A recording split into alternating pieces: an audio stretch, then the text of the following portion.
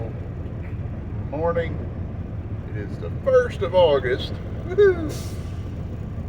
I really don't know why that matters, but we are getting up, moving around here in Poplar Bluff, Missouri. We got 420 miles to go to Topeka, Kansas.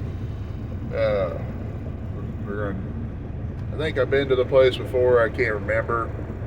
Seems familiar. Google Maps is kind of outdated, I think. I think I've been there before. No, I ain't delivering shingles again. We was there last week delivering shingles, but we're going to head that direction and hopefully have a non-eventful day. Yeah. We'll gotta get out and check everything, but we got to stop somewhere here before long to get some fuel, or else we're going to be walking over to Kansas. We don't want to do that. We have to do our walkabout. I'll get those lights on first.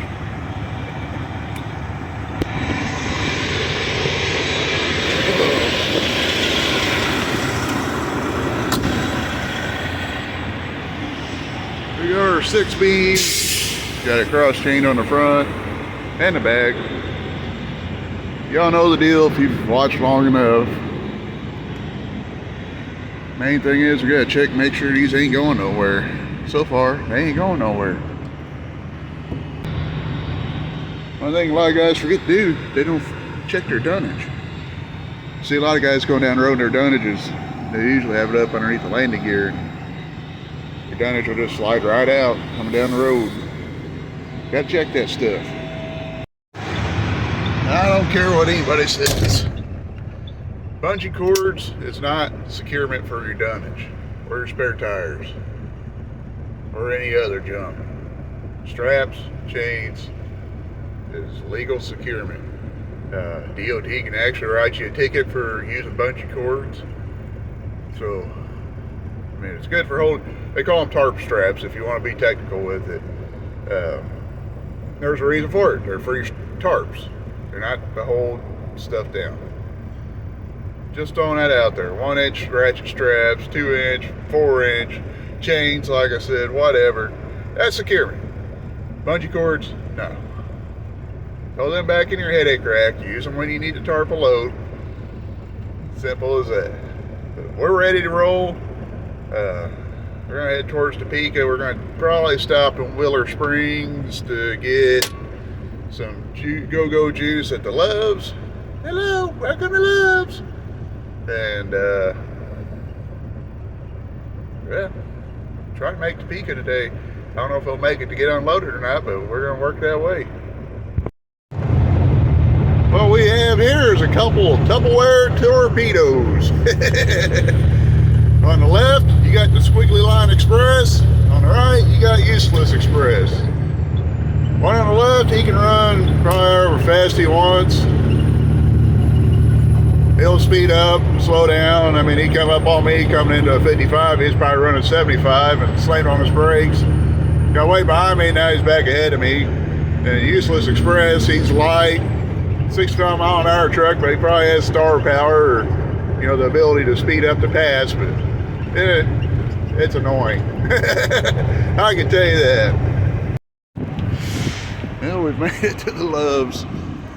Hopefully we can get away from some of these idiots. Of course, raining. There's got a little baby too. Crank that down real quick. Naturally it's raining. I'm trying to get fuel.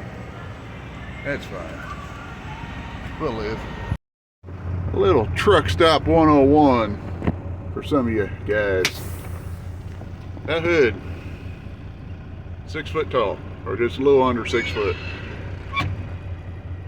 When you're walking across the fuel island, you might want to look, make sure you make eye contact with the driver, or see if the driver's in the seat, and make eye contact with them before you cross. Because some of these guys, they believe they got to walk right at the hood to get in front of you, and if the driver don't see you, well, you might turn into a pancake. So this little little education on a little bit of fuel island safety. Make sure you're seen before you become a beanie.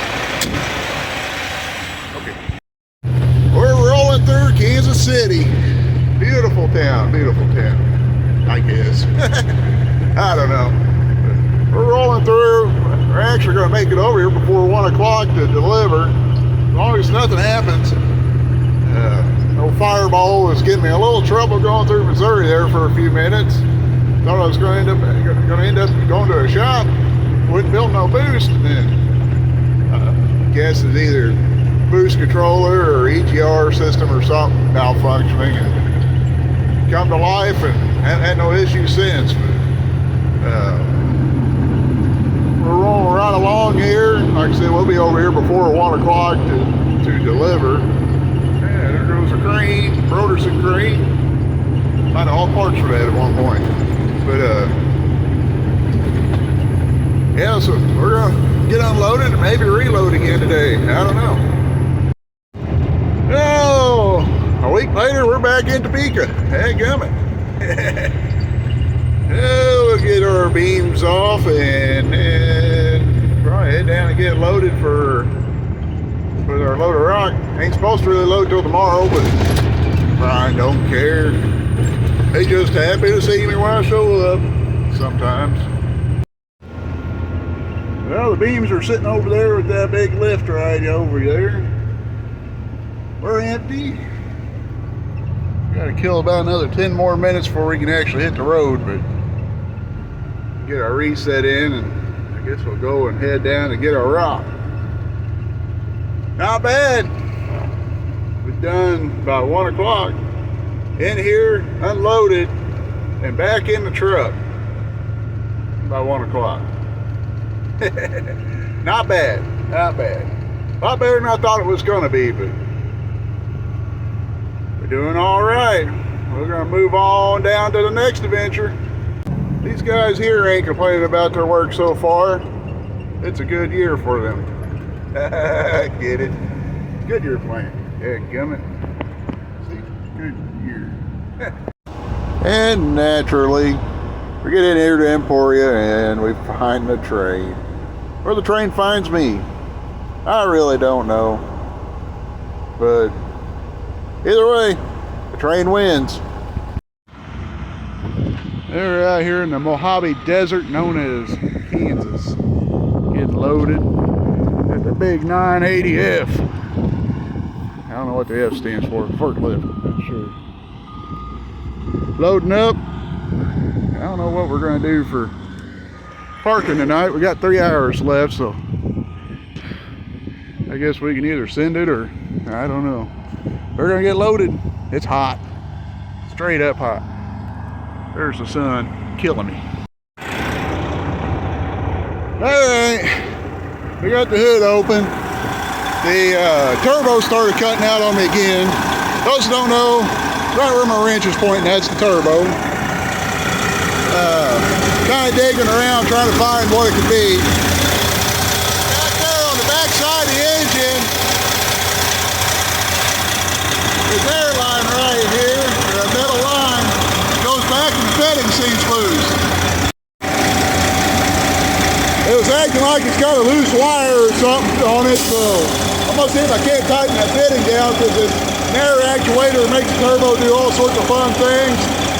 And if that's loose and jiggling around, that could be very well our issue. So I'm gonna give it a shot and we're gonna get rolling. I tightened it down. I don't know, I'll put probably 2 good turns in, full rotations into the fitting. So we'll see if that don't cure my issue. I really don't know. Vibrations could have just wiggled it loose. But we'll see if that fixes the issue. It's one of those things, if I take it to a shop and they can't simulate it, it's a waste of time and money to take it to a shop. Without a computer, that's about the quick eyeball test I could do, is look for a loose air fitting or a broken wire or a loose wire somewhere. But we got 23.98 tons between the 3 rocks. The middle one's a little bigger than the rest of them, not really as big as last week, or the one last week, but we're gonna get rolling back towards Missouri, so come on along. We just pulled into park here in Iola, Kansas. It's gonna go on a little bit further, but turbo started doing its thing again, so figure I'd try to jump out here and see if I can figure something out. It's gonna be a long drive, that thing kicking out like that. It's probably better to run this route because I can run slower, not really have to worry about getting ran over, but it still sucks. I don't know on this one.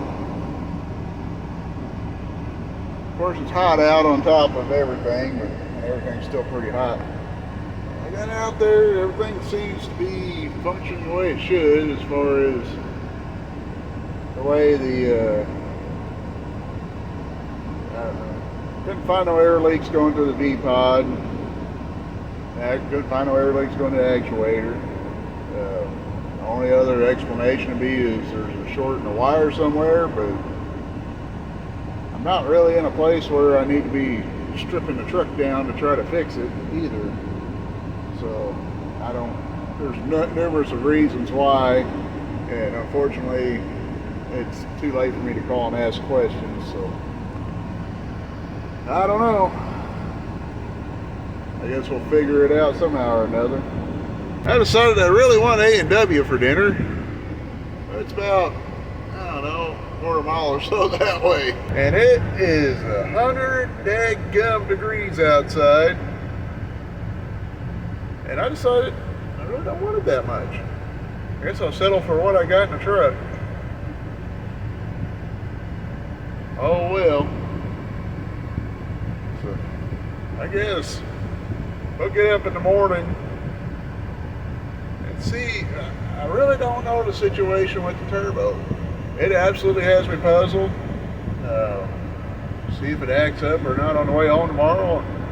What we got going on with it, because I mean, if that's going to be a continuous issue, then we probably need to get it looked at. So I guess we're going to figure out what to eat, get a bite, go to bed so we can get up in the morning.